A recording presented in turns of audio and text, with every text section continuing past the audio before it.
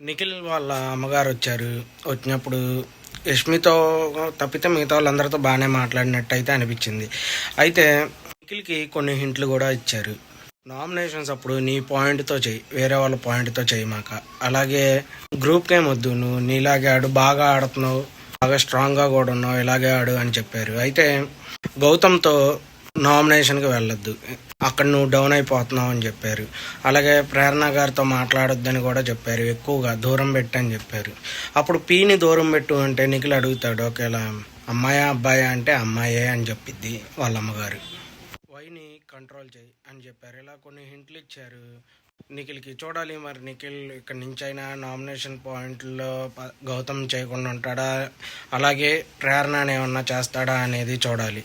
అయితే అందరితో బాగానే మాట్లాడారు వాళ్ళ అమ్మగారు, అందరితో బాగా, అవినాష్ వీళ్ళందరితో మాట్లాడుతూనే ఉన్నారు.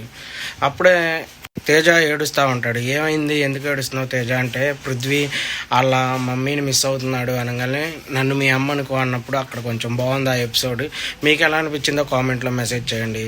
అలాగే యష్మికి ప్రేరణకి దూరంగా ఉంటే నిఖిల్ ఇంకా టాప్కి వెళ్తాడని మీరు అనుకుంటున్నారా, కామెంట్ చేయండి. Bye friends.